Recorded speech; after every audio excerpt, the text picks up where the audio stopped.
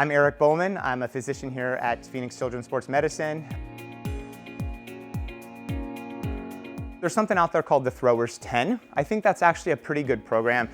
Its focus is to try to strengthen up the muscles in the area of the shoulder and the back. Those back muscles need to be strong. So making sure you're doing some things to strengthen up the shoulder muscles. And I think the big thing on that is a lot of times people think of shoulder muscles as the big muscles, but what is important is you have the smaller rotator cuff muscles in the shoulder as well that are really there for stabilization. And so the recommendation is that you work not only those bigger muscles, but those smaller muscles as well.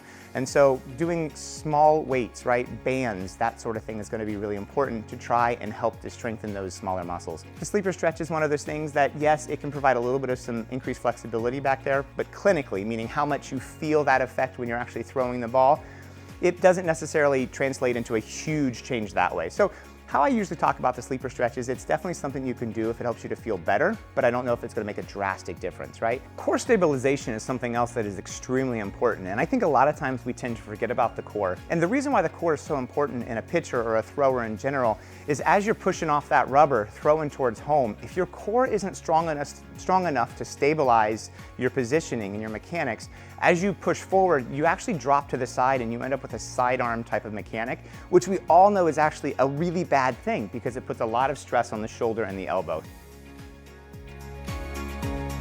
You want to get a good foundation with your fastball and your changeup first. So if you're a 13 or 14-year-old and your mechanics with your fastball and changeup isn't good, then you shouldn't be throwing those breaking balls at that age anyways, because the problem is you'll put some increased torque on that. And so no earlier than probably 13 or 14, but just make sure you have good mechanics with all the other pitches first. So as far as activities during the off season, I think there's a couple really important things to say here. One of the biggest things is that we recommend taking an off season. The evidence is really, really strong to show that you need to take time off from throwing. Honestly, it's recommended that you play other sports, right? You do other things. Play basketball, play football, play soccer, right? We don't recommend any type of sports specialization, especially in baseball and overhead athletes, until at the earliest, high school, and in all honesty, preferably college. The actual recommendation is that you take at least 3 months per year off of all overhead throwing activity. And I know that sounds like a lot, and that sounds like it's an entire season, but we know that if you can take that time off, you're going to be much better off, and your chances of injury are going to go a lot lower. Having said that, during that off season, it's really important to focus on some of your other mechanical things. You want to make sure you're working on maintaining that core strength, doing a good core workout program. You want to make sure you're maintaining that upper back strength so that that shoulder blade stays nice and stabilized, right? You want to make sure that you're continuing to work on range of motion of your shoulder. Phoenix Children's is really uniquely positioned to help rehab and diagnose young baseball players for multiple reasons. First of all, we are trained and specifically dedicated to treating the young athlete. We understand that young people have different injuries, they have different problems that will come up, and so we're trained to recognize and specifically diagnose that.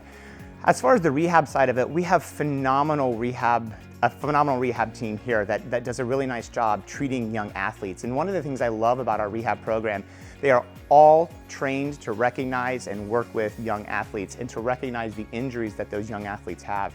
One of the things I love about our rehab program is they know how to motivate young athletes. They know how to come in, have their athletes come in here, work with other athletes, really be able to just show them how to get back, get healthy, build the foundations, and then be able to move on from there, right? And so we do a really great job here at Phoenix Children's in making sure our young athletes are well cared for from diagnosis through the rehab process and ultimately getting them back onto that field and doing what they love.